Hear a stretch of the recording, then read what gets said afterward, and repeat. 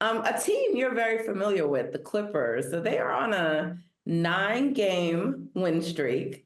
I feel like, Mike, Hmm. it was just not that long ago when you were here. I think you and Holly were talking about the Clippers, and we were just talking about the trade and Harden and if it's going to work. And, it didn't start off well. And now they're looking like they can be a contender. And it really is a remarkable turnaround.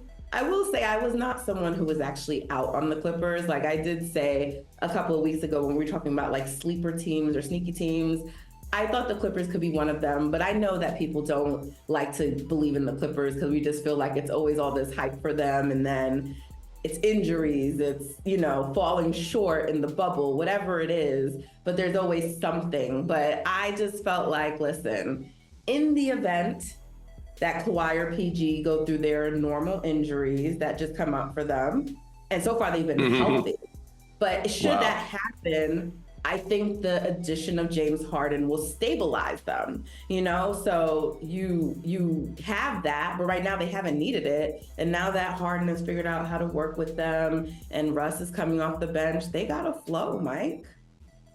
They do.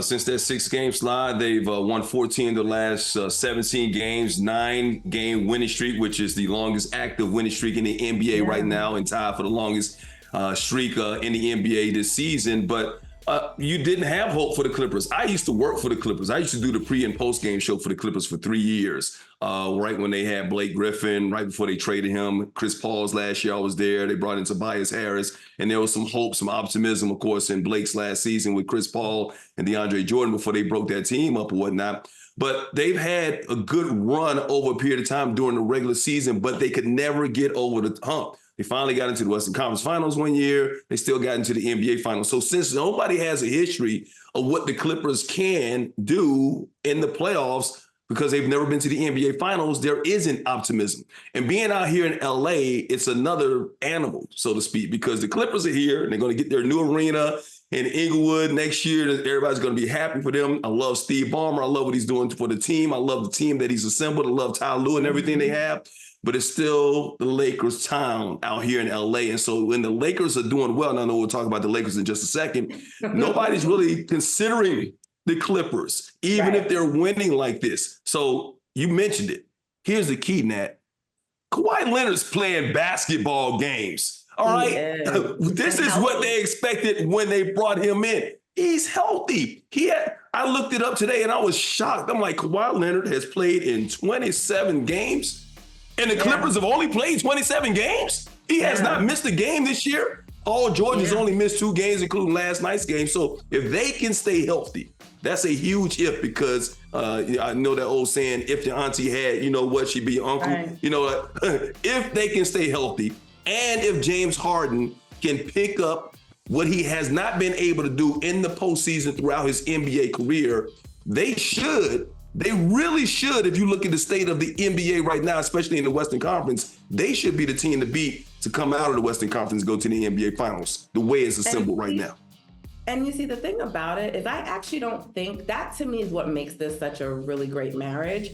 I don't think they need James Harden to be this other level in the postseason, because they have Kawhi Leonard, and healthy Kawhi Leonard is still a top guy, right? They have Paul George, who I know some people feel like, oh, Paul George has fallen short. People need to remember Paul George, leading a team, has taken his teams to conference championships in both, because a couple of years ago in the West, Kawhi got hurt and he did it in the East, right? So he's your perfect number 2. So now you have Harden able to just do what he has to do, because even on the Sixers, he was supposed to be their number 2. He really can be their third option. That pressure isn't on him, I don't think. And I think as long as those two are healthy, plus you have him and Russ doing what he does, to me, they're very formidable. I don't know if they're going to get there, but they're formidable for sure. On paper, they look good. And I think one of the X factors that you didn't mention and that everybody should never forget about is Ty Lue. Ty Lue's won the championship before. Ty Lue is, if you ask anybody around the NBA general managers, I think they even did a poll a couple of months ago about the coach that they would love to have on their team if he was available. And Ty Lue is right up there with Eric Spoelstra. I mean, he is a really good X's and O's coach, and he's got a lot of respect from his players around the league. But once again, the if word is the major factor with the Clippers. If Paul George can stay healthy, if Kawhi Leonard can stay healthy, this team is a team to beat. And you did say it, man. James Harden is not the number 2 option, which he's been in several cases. You go to Oklahoma City. Here's the thing. Even back, and I know he was younger, and I maybe shouldn't. When they had Kevin Durant and they had Russ Westbrook, right? Those were the top 2 options.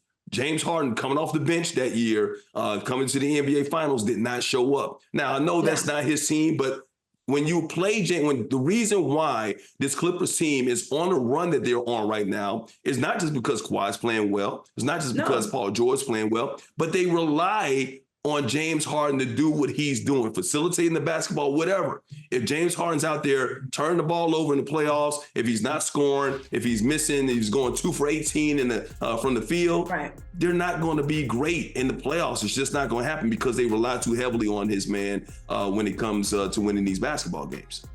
For sure. I think he has to show up, but I still think there's just a different, lesser pressure on him in the postseason when he's not the number 1 or number 2. So we'll see. We'll see. Hey, thank you for watching Brother from Another. If you haven't hit that subscribe button, go ahead and do that now. Don't forget you can catch us 3 to 4 weekdays on PeacockTV.com and on Sirius XM Channel 85.